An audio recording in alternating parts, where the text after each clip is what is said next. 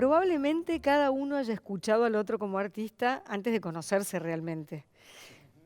Entonces, en vez de preguntarles cuándo se conocieron, que probablemente sea confuso, uno se acuerde de una cosa y otro de otra, tal vez, ¿cuándo te anoticiaste de que existía Baglietto? Cuando recibí el primer disco de él. ¿Y quién te lo dio? ¿Te Me lo mandó acordás? un amigo mío. Y te dijo, tenés que escuchar a este muchacho rosarino. Me mandó 2 o 3 discos y uno de ellos era el de Juan y me encantó. Lo escuchaba muchísimo todo el día. Yo vivía afuera, vivía en Europa, y todo lo que me llevaba de Argentina tenía un valor, digamos, importante, un valor muy grande para mí. Pero bueno, había cosas que te gustaban más que otras, y el disco de él me pareció una maravilla. Al revés. Yo...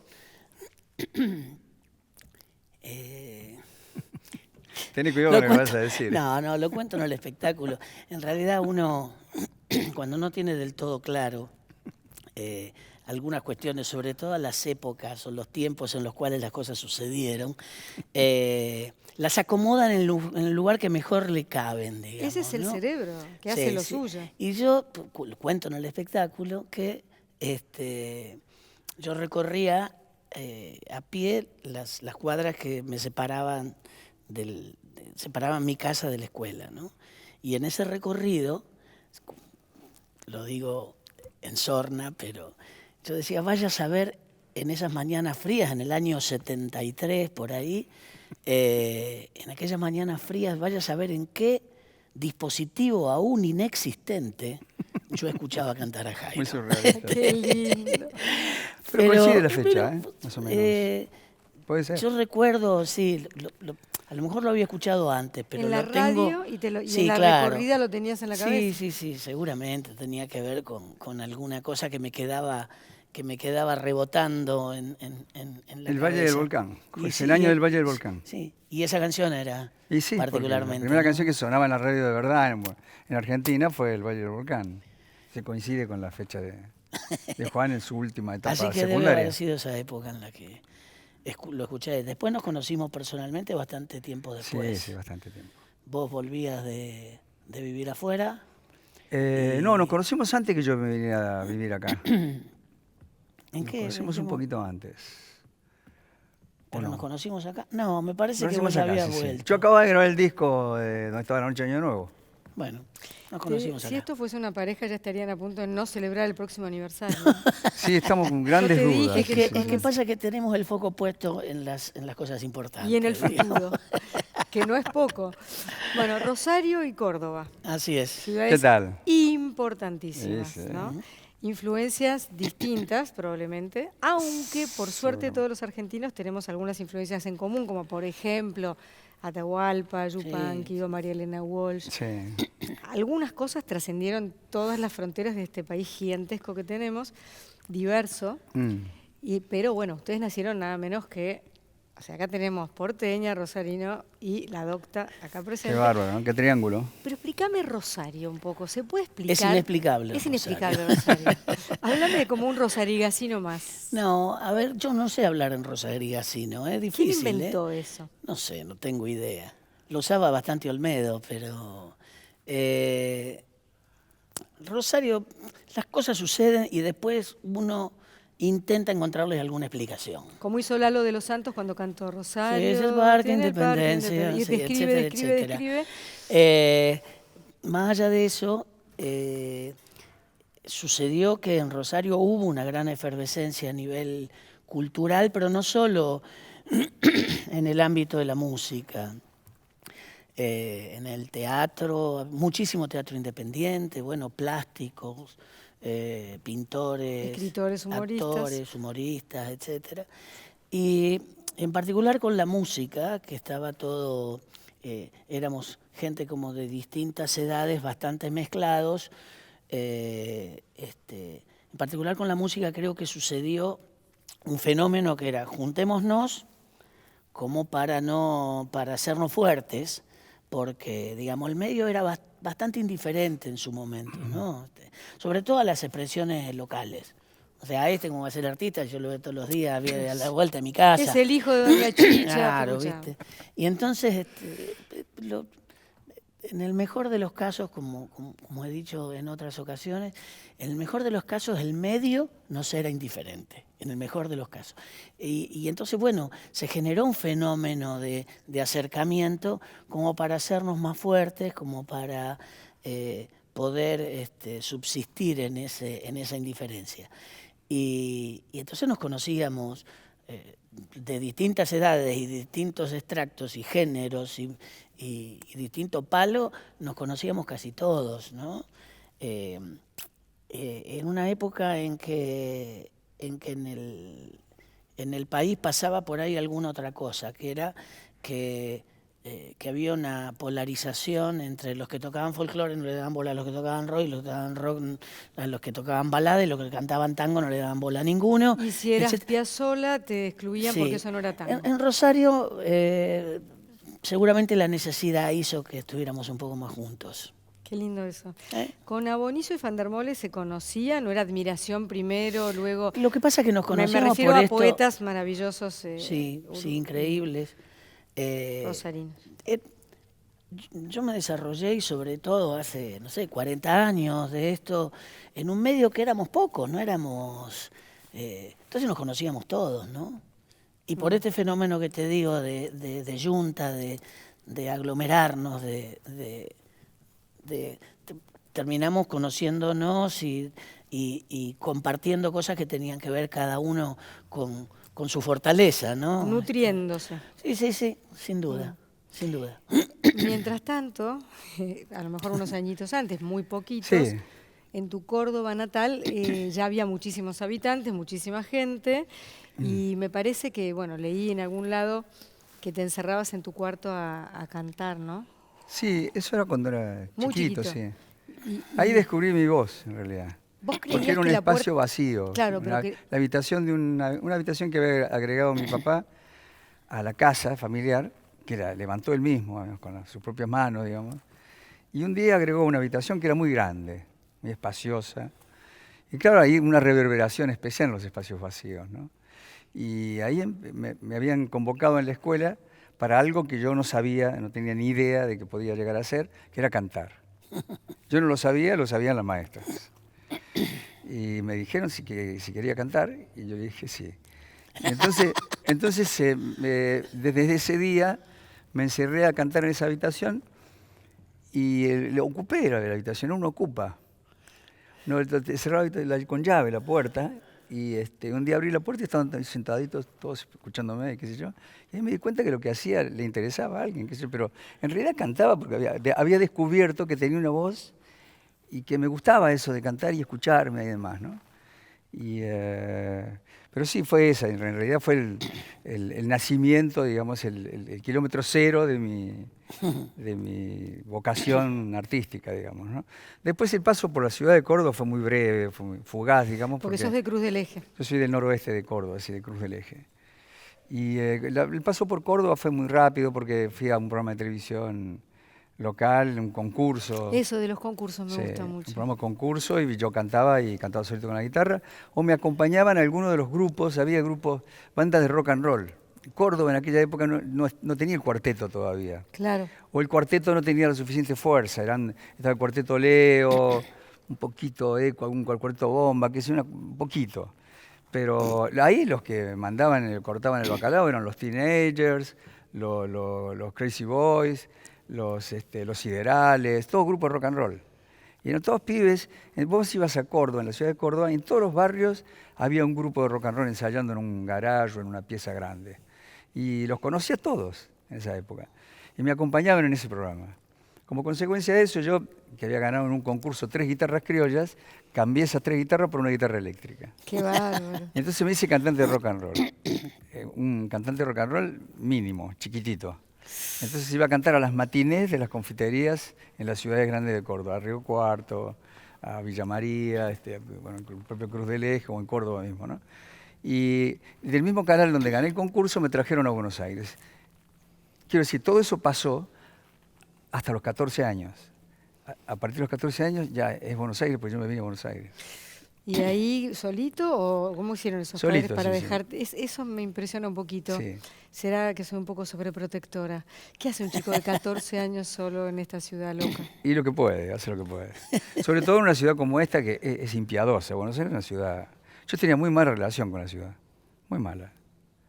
Muy mala, me encerré, pero yo... Bueno, para iniciar una relación con los distintos lugares donde he vivido, me ha costado mucho siempre. Sí. Sí, sí, habituarme, ¿viste? Te agarra como una especie de... Te encerrás, ¿viste? Vivís encerrado hasta que poco a poco empezás a salir, a asomar la nariz y te das cuenta que hay cosas por las que vale la pena salir a la calle y qué sé yo. Pero en Buenos Aires me pasó un poco eso.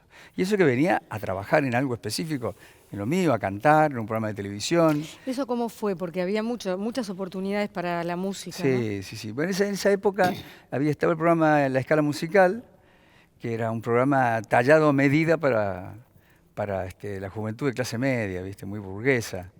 Y bueno, el patrocinador, el único patrocinante, ¿sí? El patrocinador que tenían era la bebida más famosa, ¿no? Auspiciante, sí. Bueno, entonces, y eran todos chicos muy jóvenes los que cantábamos ahí. Ese año fue un año particularmente fuerte, importante, digamos, porque muchos de los que cantamos ese año, después continuamos cantando y hicimos carrera, ¿no?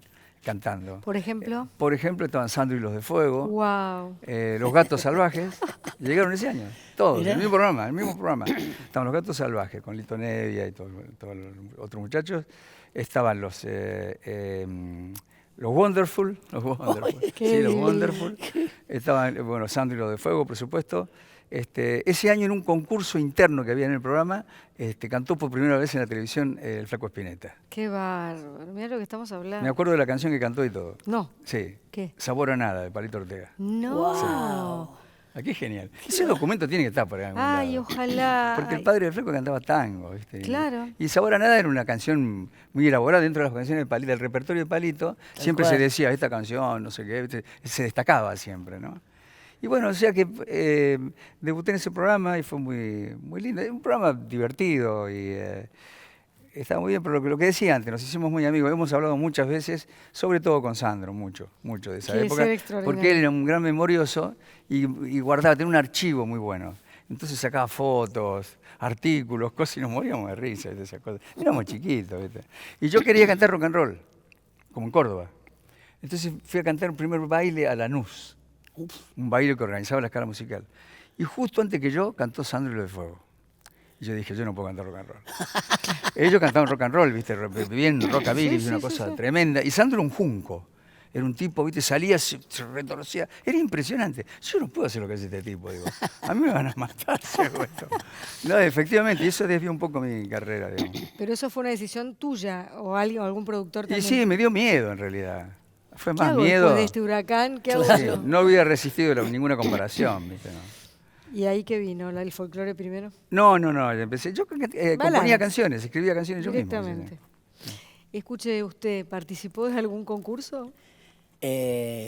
No, en concursos no, pero bueno, a medida que él iba hablando me acordaba Sí, de hacía esa cosas. asociación Sí. libre. Mientras Yo- nombraba a Lito Nevia, por ejemplo. Lito Nevia, punta de lanza. Pero Lito Nevia era admiración absoluta que yo tenía con Lito y con los gatos y qué sé yo. Sí, Pero claro. mucho antes de eso participé en Canal 5 en el club de los Ruxcolitos, que había una cosa que se llamaba Ruxcola, que era, Ah, no sé si sería local la Mirá, bebida. puede ser, sí. como sucede con que hay marcas Sí, locales, sí. Bueno, y tenía un programa y yo participé del conjunto de las 100 guitarras. ¿Te imaginas lo que debe haber sido eso, no? O sea, yo tenía, no sé cuánto tendría, 10 años, Y menos. chiquito, claro. Menos. Y 100 tipos tocando dedo, mano, dedo. Claro. Imposible. Pero bueno, sí participé de esas primeras experiencias televisivas, pero no en concursos, no. Y además yo se lo digo todo el tiempo. Cuando nos ponemos a contar anécdotas, yo no puedo ni empezar, porque yo miraba por televisión a los que él sentaba en el living de la casa. ¿me Claro. entendés? Decía, bueno, estábamos con Sandro y Sí, un día sí, hablamos- después nos encontramos con Cortázar, Charlábamos con con Atahualpa Yupanqui, Borges, con claro. María Elena Walsh, Claro. con Piazzolla, con Mercedes, Y yo todo eso lo vi de lejos. Después tuve la oportunidad de conocer a alguna de esas maravillosas personas, pero nunca puedo estar a la altura. Sí, y lo peor es que tenemos constatado que no es un mitómano. No, que todo eso que dice le absolutamente pasó. cierto. ¿Sabés quién estaba también en el programa ese año, el mismo año? Los Shakers, Mirá los vos, Fatoruso. totalmente. Los hermanos Fatoruso estaban ¿De ahí. qué año hablamos exactamente? 64. Yo para estar 1964. Bueno, ahí irrumpen los Beatles más o menos. Y sí, más o menos. Y ya empieza Sandro a cantar canciones de los Beatles, versiones en español, ese tipo de cosas. Sí, Hablando sí. del idioma español, 1982 no los encuentra en el mismo lugar, la época de la Guerra de las Malvinas, nos marca a todos. A ustedes les toca esa cosa de, bueno, dentro de una desgracia, el hecho de que se escuchara música en nuestro idioma, y a vos te toca no estar aquí. No, a mí me tocó, fue muy duro para mí, porque yo estaba en Francia, bueno, perteneciente a la comunidad europea y demás, era complicado, porque estaba dividida la cosa, ¿viste? Había gente, los franceses, ¿viste? Tienen de siglos y siglos, tienen un contencioso muy fuerte con los ingleses. Sí, ¿no? mucho. Se han llevado siempre muy mal. Bueno, la guerra de los 100 años, ¿no? Claro, muy mal. Pero aparte de eso, había opiniones divididas, ¿viste? A mí me llamaban mucho de la televisión, yo era argentino, digamos, más conocido, me llamaban de la televisión, de la radio, de los diarios cada vez.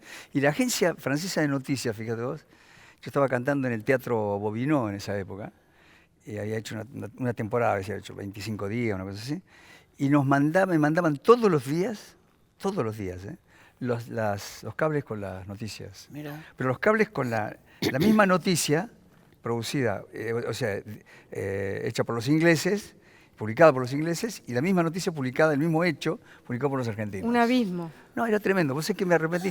Lo perdí eso, pero era digno de un libro.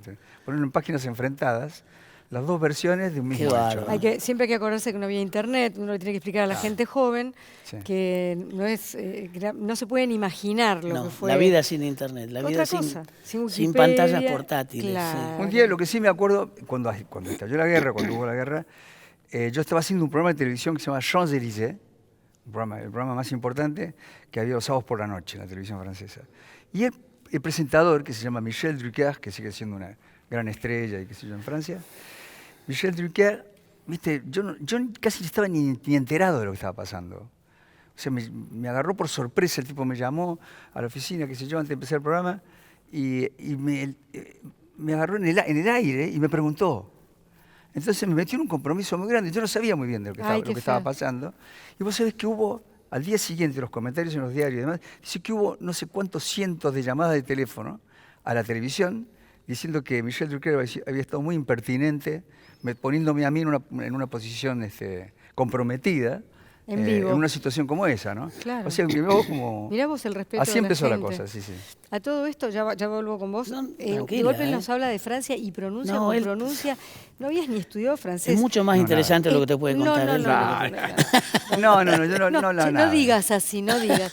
No, pero digo que de golpe saltamos bueno, viste que Cruz del Eje, Córdoba, Buenos Aires, Francia, y hablando un francés, no sé, ¿cuánto tiempo te costó? Vos que decís que te cuesta adaptarte, viviste en España, Sí, viviste en sí, Francia, sí. te trajiste una mujer maravillosa de España. Sí, me costó. El francés es mi idioma, es difícil, sobre todo porque cuando llegué a cantar, a grabar un disco y demás en Francia, los productores del disco, ellos no querían que yo cantara, que fuera un cantante hispánico que llega a Francia, no, ellos querían que compitiera con los franceses cantando en francés. Ay, Entonces me tenían, viste, era una No querías instalación que fuera como- un entrenamiento de alto voltaje. claro, tipo, no era Aznavour diciendo qué profunda emoción. No. Querían posta. Tremendo. Hubo un momento en que me hablaban en francés, me hacían leer el diario en francés, me llevaban al cine a ver películas francesas, no me dejaban ver otra cosa, me hablaban todos en francés. Me concentraron como 20 días seguidos. Wow. Entonces aprendí lo básico, en esos 20 días, lo básico. Hubo una anécdota, que la primera vez que fui a cantar a la Olimpia, un bajista español, Antonio Rubio se llamaba, Antonio, extraordinario bajista, me dice, tendrías que decir algo, porque la gente, viste, que bien te trata y qué sé yo, tendrías que decir algo en francés, unas palabras. Dice, yo te voy a escribir. El tipo me escribió unas palabras y yo las pegué al micrófono, viste, al pie del micrófono, y las dije, y la gente se rió mucho. ¿Y qué habías dicho? No sé. Por la duda no lo dije nunca más. Seguimos sin saber No si lo fue una dije- emboscada. No lo dije más. Andá a saber lo ¿Qué que me te había hizo puesto decir? el tipo. Se reía la gente. Ay, Y qué después feo. aplaudía, ¿viste? Pero no sé lo que dije. A lo mejor estaba Dios diciendo mío, una mala qué palabra. yo qué qué sé. desesperación. Bueno, la guerra de las Malvinas y el desembarco de ustedes de lo que se llamó luego, que no sé si ustedes supieron que se iba a llamar la Trova Rosarina. No, seguimos con el mismo criterio de que primero existen las cosas y después le ponemos un se le nombre. encuentra un nombre. No sé quién fue que arrancó con eso, algún periodista fue. Un poco porque también éramos bastante inclasificables, ¿no? Éramos tipos que veníamos del folclore, que veníamos de haber de una ciudad del litoral, con todo lo que eso implica, la cercanía con el río, y a pesar de que Rosario por aquellos años no tenía la relación con el río que tiene ahora, ¿no? Pero sí influía, digamos, ¿no? También teníamos relación con el rock, teníamos relación con, mamábamos en nuestras casas, o en mi caso en particular el tango, entonces éramos bastante inclasificables. Entiendo yo que a partir de tratar de meternos encuadrarnos en algún compartimiento, nos empezaron a llamar la trova rosarina, pero nosotros no teníamos nada que ver con la trova cubana, sobre todo porque la trova cubana era un movimiento que tenía un cierto nivel de orden, tenían como cierta organización. Nosotros no, nosotros éramos unos tipos que nos juntamos, que lo único que queríamos hacer era tocar, grabar, cantar y hacer lo que siempre habíamos soñado hacer. Y ahí fuimos. Un poco nos pasó por arriba todo el fenómeno. No, pero había gente, O sea, era muy valioso. Había gente mucho talento en la trova. Eso es lo que hizo que la trova enseguida fuera como una explosión y que, bueno, desde ya, lo que pasa es que nosotros creo que no estábamos en condiciones de afrontar esa cosa que pasaba públicamente, sobre todo porque lo que vivíamos íntimamente no había cambiado nada. Claro. ¿Me entendés? Nosotros seguíamos siendo con las mismas certezas y confusiones, los mismos tipos, pero salíamos a la calle y se escuchaba la música y mi cara estaba empapelada a Buenos Aires. O sea, entonces fue como un cambio muy fuerte, digamos, la pérdida del anonimato fue como impactante, ¿no?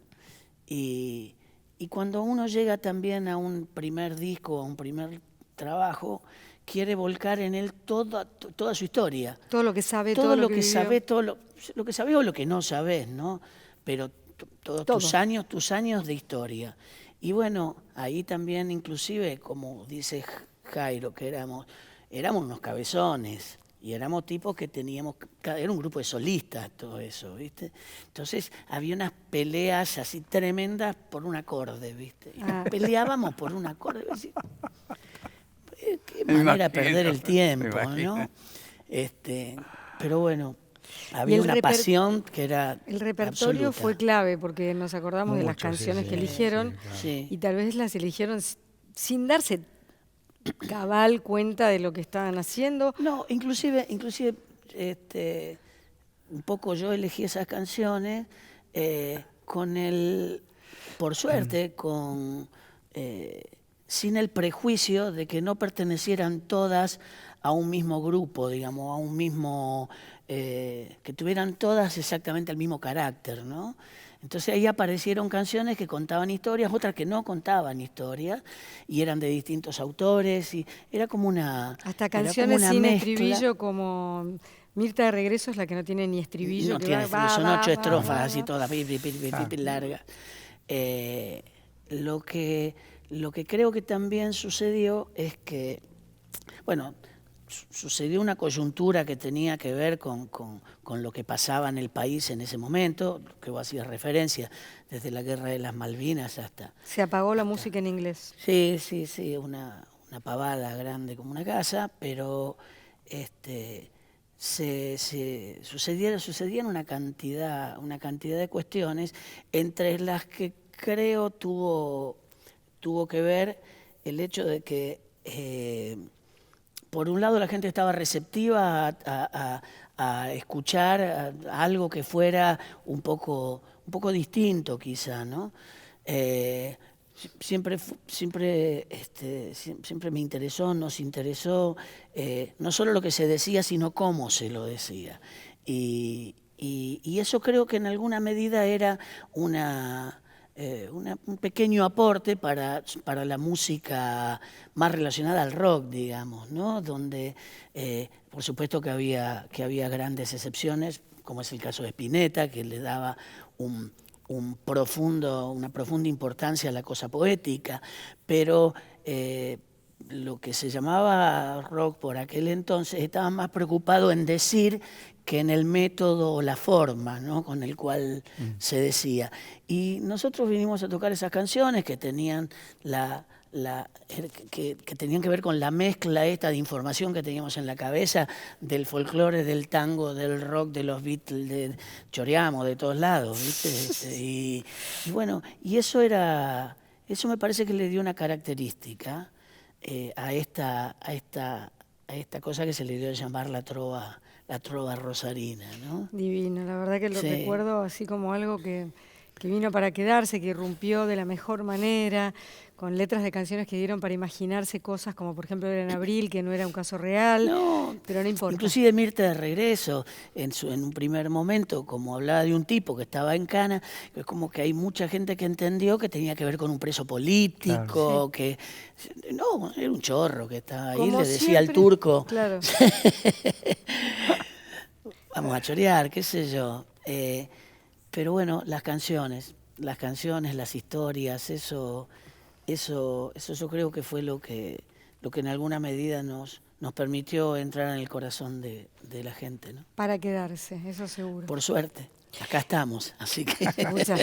Jairo, en cambio, no sé por qué, pero digo, el folclore, lo abrazaste y te abrazó, porque la verdad, sí, el tango también, cualquier cosa que tenga poesía, cualquier balada...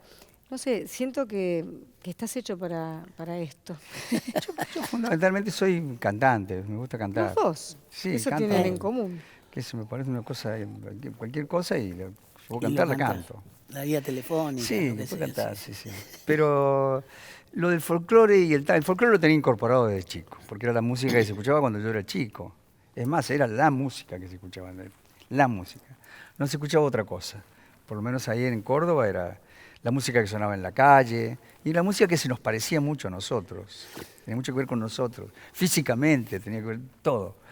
Y era la gran época, la época dorada del folclore, con todos esos intérpretes, autores maravillosos, con un repertorio que aún hoy en los festivales se siguen cantando todas esas canciones. Por suerte. Sí, pero bueno, quiero decir que es lo que yo escuchaba cuando era chiquito.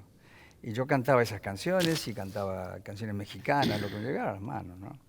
Y después llegó los chiquitos a formar un grupo de rock and roll que se puso de moda, y yo tendría 12 años. Y en realidad yo era un chiquito feliz, yo vivía en la calle, estaba todo, bueno, en la época en que las calles eran como patio de juego, los chicos vivían en la calle. Y entonces vinieron unos pibes a buscarme para ver si quería cantar un grupo de rock. Y yo no tenía ninguna razón ninguna urgencia para abandonar la infancia, la niñez. Qué linda esa, qué buena frase. No, entonces no tenía Ponelo en nada. una canción. No me urgía nada dejar la infancia. Y a tal punto es así que, viste, la rebeldía, que es uno de los elementos importantes que contenía el rock and roll, por lo menos entonces lo tenía eso, era muy importante, era rebelde, era una cosa rebelde. ¿Viste? Yo les dije, un grupo de rock and roll, qué bueno, me encanta, qué buena idea, qué sé yo, pero bueno, tengo que pedirle permiso a mi papá, ¿viste? Que ninguna rebeldía, un pibe normal, ¿viste? Papá, ¿me dejás? Sí.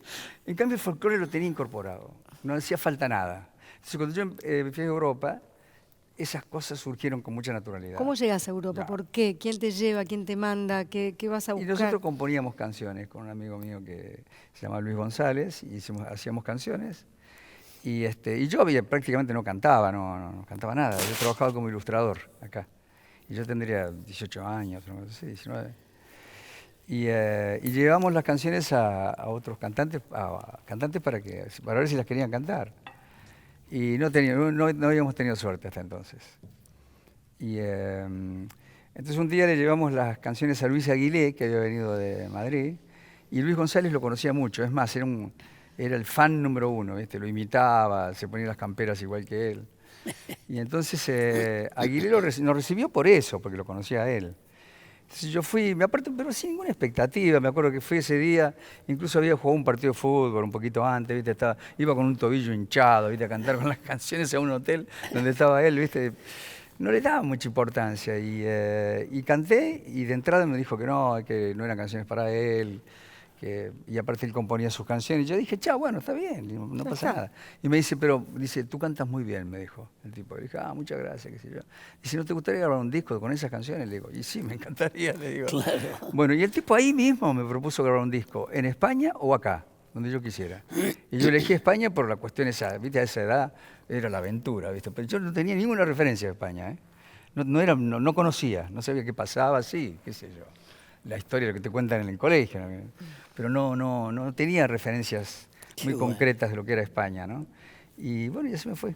¿Y a Francia cómo saltas? Y a Francia fue después ya había grabado en España 5 discos, entre ellos un disco con poemas de Borges, que me había permitido conocerlo al propio Borges, que a Borges le gustó mucho. Tenías razón, Baglietto.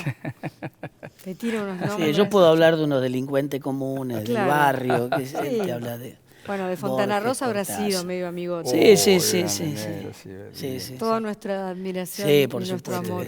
por supuesto que sí. Eso Sí, es. sí. Intocable, Fontana Rosa intocable. Yo porque- Bueno, ahí lo conociste a Borges. Claro. Y entonces... Sí, a ver. Y Borges me dijo, dice, mire, le vamos a presentar a Jairo. Dice, Jairo. Es un arquisinagogo, Jairo. Y me dijo toda la etimología. El nombre de la- bíblico, sí, claro. sí. Y me contó todo él qué significaba Jairo y todo eso. Él que era un agnóstico y la tenía clarísima. Sí, la tenía clarísima. Es más, me escuchó canté una canción, estaba él ahí, al lado mío, y yo canté una canción y dijo Jairo, se tiene una voz cristalina, usted me dijo. Linda palabra para Sí, una esa voz. es la palabra que utilizó. Y me dice, tiene una voz cristalina. Dice, como Jairo era un arquisinagogo, dice, y la hija de Jairo fue resucitada por Cristo, dice, él tenía, el arquisinagogo, era una relación de privilegio con las deidades, dice el tipo, ¿no? Entonces usted, dice, era un ser iluminado, dice, y Jairo quiere decir fiel en arameo. Entonces usted debería llamarse el iluminado fiel.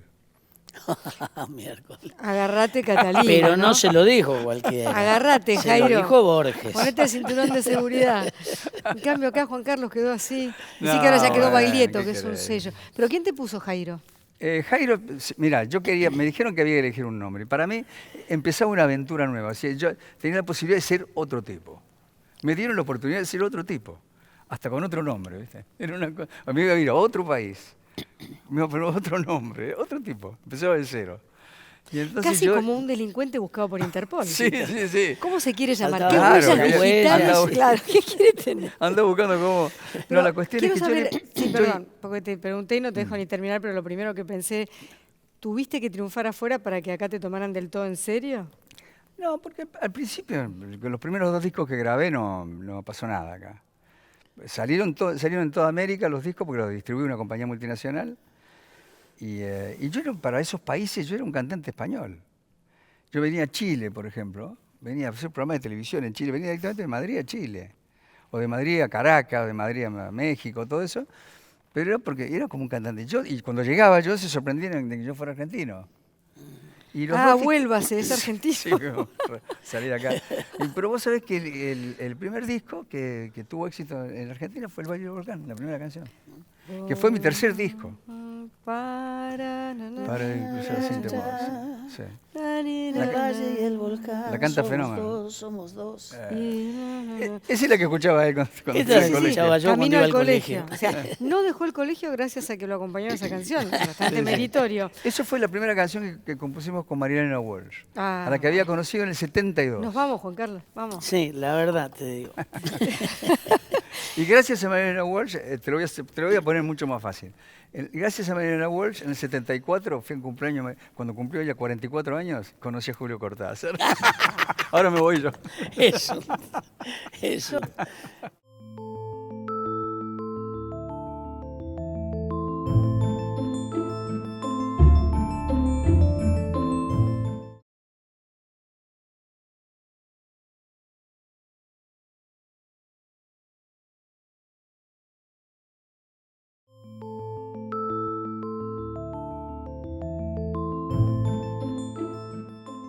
Los dos dijeron la palabra disco muchas veces, Sí. porque ambos pudieron vivir de las mieles de lo que era un disco de oro, un Sí, disco de claro. platino.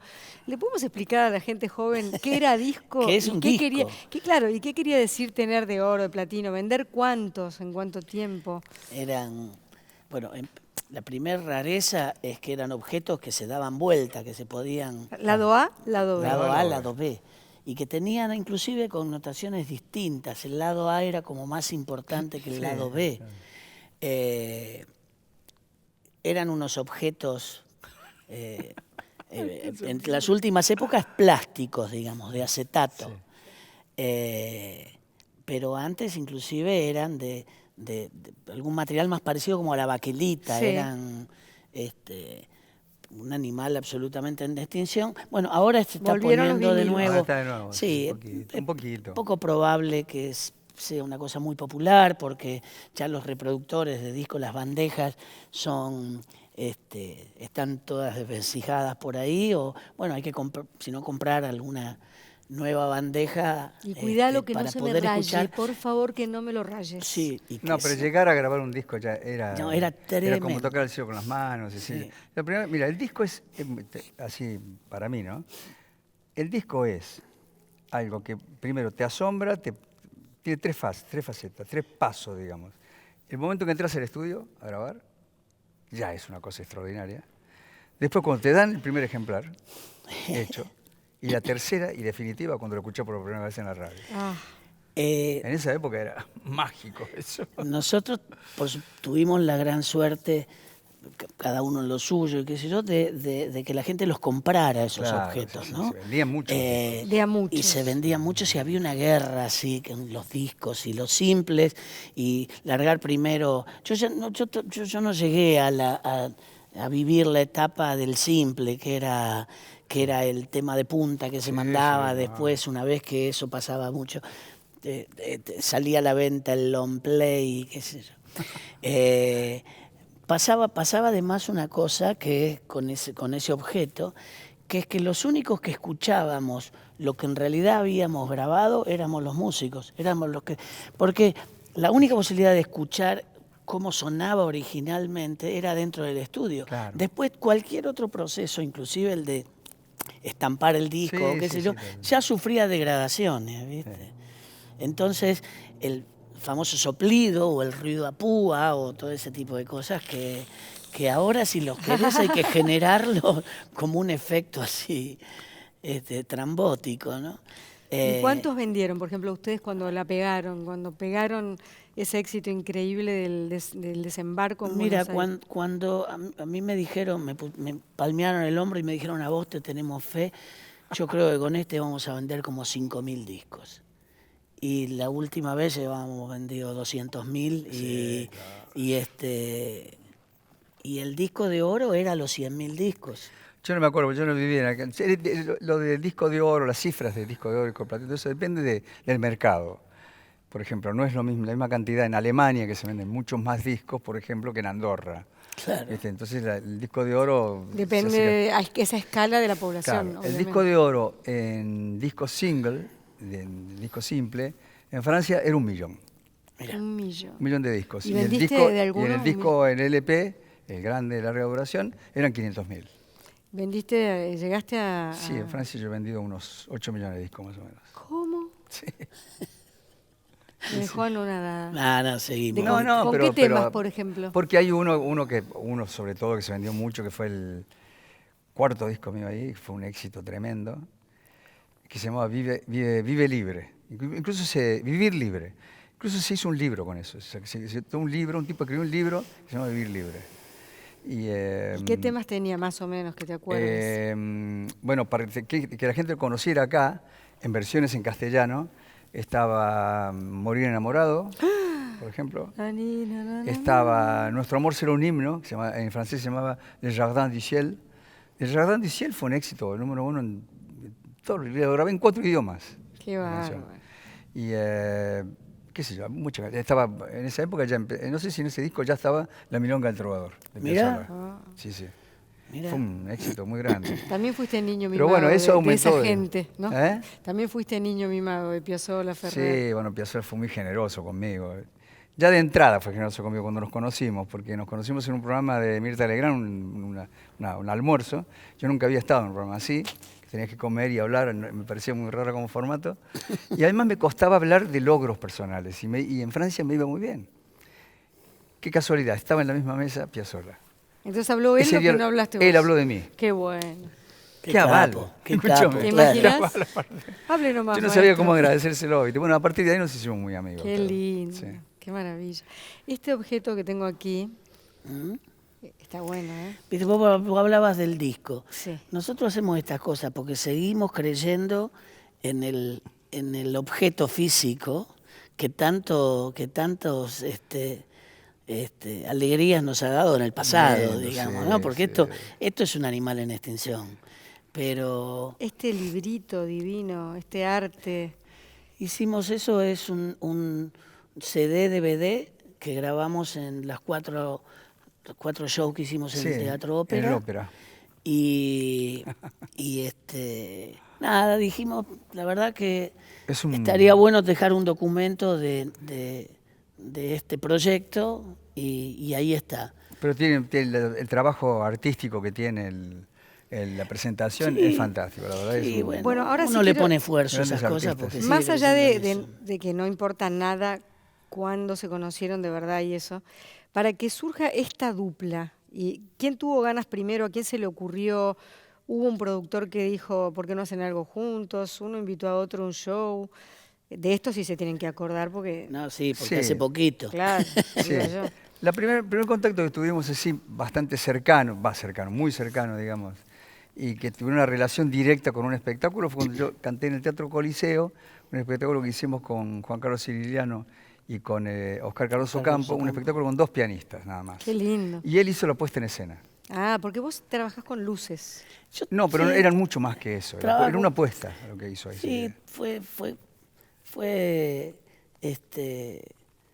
originalmente era eso, o sea, trabajaba con las luces y luego fue como creciendo eso y bueno, empecé a meterme en otros aspectos de un espectáculo y terminé haciendo algunas puestas para otros artistas, entre ellos Jairo, que tenía que ver con el movimiento, con cómo se armaba el escenario, con las luces, con las imágenes, con qué sé yo. Y bueno, por suerte, trabajar con artistas que creían en lo que podía aportarle, además, No, porque pero el sí. eje central Nosotros lo siempre... fuimos a buscar a él. El eje central siempre ha sido la música, digamos. Yo estoy convencido de que uno puede poner muchísimos faroles, pero si lo que sucede Contenido, artísticamente, si el contenido es pobre, va a terminar siendo psicodelia nada más, ¿no? Claro, lo que pasa es que no hay nada mejor que te ponga luces o empiece por ponerte Pero luces mira, alguien que sabe bien cómo es No, estar pero ahí. mira, te pongo un ejemplo así Vale. brevemente. Te cuento una secuencia de la puesta aquella.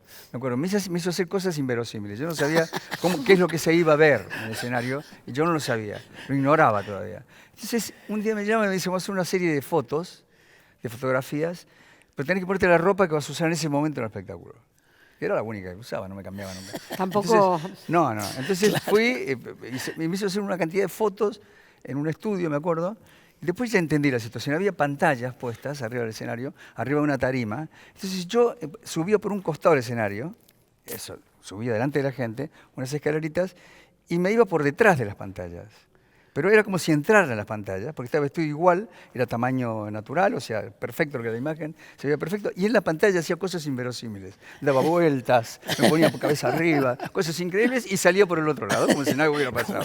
Como si yo hubiera hecho todo eso en el recorrido de un lado a otro. Magia pura. Cosas como esa hizo. Porque él canta muy bien una canción que se llama Que las cosas tienen movimiento. Tal cual, No, por bueno, eso será. bueno, pero es impresionante. Las cosas y la gente. Es muy creativo. No, pero él. eso tiene que ver también con eso cuando vos te entregas, cuando se produce una ¿Confías? simbiosis, sí, tiene que ver desde ya, con la fe, con la predisposición y de creer que el otro está trabajando en coincidencia, digamos.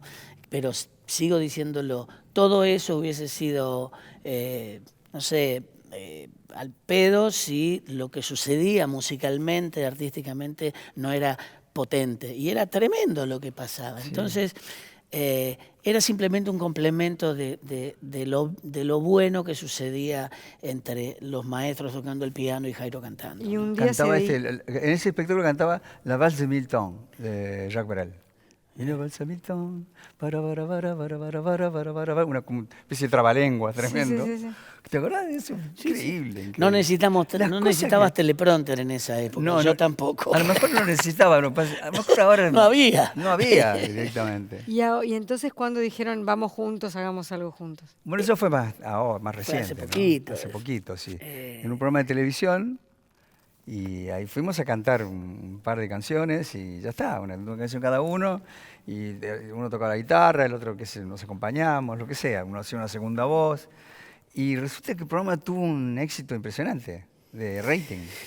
Y Hizo estuvimos una hora y pico al nos tuvieron una hora y aire. pico. Es que tenerlos a ustedes dos dispuestos a tocar y cantar, ¿quién los dejaría ir?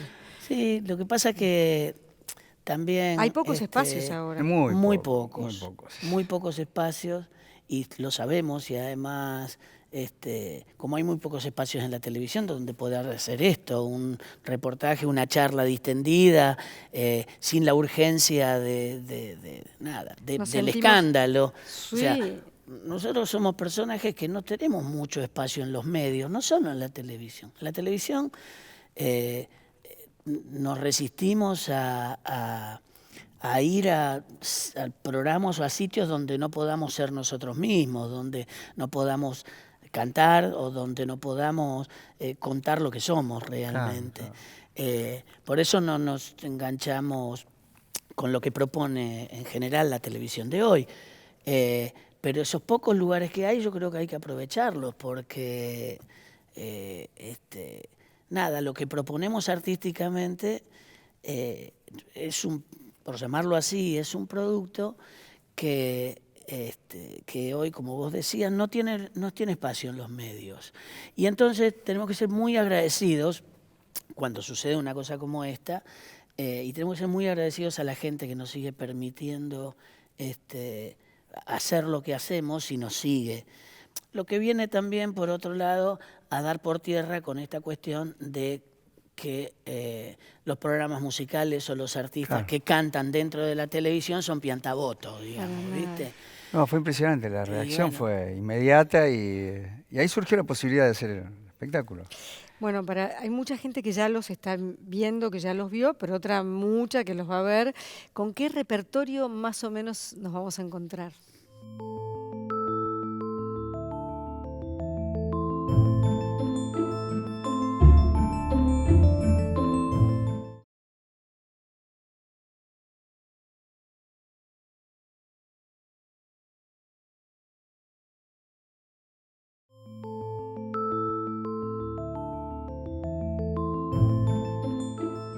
Bueno, hay mucha gente que ya los está viendo, que ya los vio, pero otra mucha que los va a ver.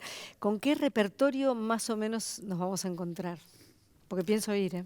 Bueno, vas a verlo entonces. Es muy amplio, el repertorio es muy amplio. Tírame abarca tres muchos- nombres vos, tres vos. Así. No, una particularidad que tiene este espectáculo hecho por dos cantantes solistas, es que salvo dos canciones que cantamos en el medio, una detrás de la otra, todas las canciones, que son 24, 25, 26, no me acuerdo, Son a dúo. son a dúo, las Sí. cantamos a dúo. Es decir, hacemos voces, la primera voz él, la segunda voz yo, la primera voz yo, hacemos voces, cantamos a unísono, cantada por los dos. Y Todas con las un canciones. grupo de base, y nosotros tocamos las guitarras, y las dos canciones que cantamos juntos son particularmente separados, quiero decir. Él canta Los Enamorados, Los que es la Enamorados. canción y yo canto Salsanito, esa canción de Daniel Que Salzano. las letras son de los dos temas son de Daniel Son de Salzano. Daniel Salzano. Qué maravilla. Y después de ahí en más hay canciones del repertorio habitual de Jairo o del mío, y una cantidad de canciones, algunas canciones inéditas. Y canciones que nos gustaban de otros. Sí, Qué lindo. sí, entonces... Y Un decir homenaje a música los popular. dúos, por ejemplo, hay un pequeño homenaje a los dúos, un guiño, digamos, a los dúos, a dos dúos famosos. Hay también es un poquito más amplio, a los poetas dentro de la canción, dentro del mundo de la música popular y demás. La canción, los poemas cantados. Para mí un festival, o sea, lo que me están contando.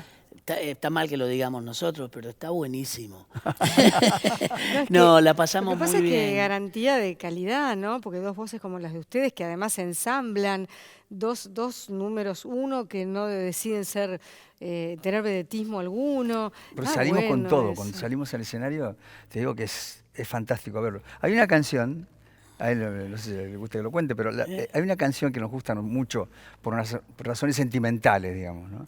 Porque nuestros dos padres fueron ferroviarios. Iba a ¿eh? decir, Sí. la última que me guardaba era qué tenían que ver los dos con los ferroviarios. Sí, Pero sí. Los esto dos quiere somos Y hijos los de dos somos hijos de ferroviarios. ferroviarios, sí, sí. Y bueno, y hay una canción que compusimos con Daniel Salzano, justamente, que se llama El Ferroviario.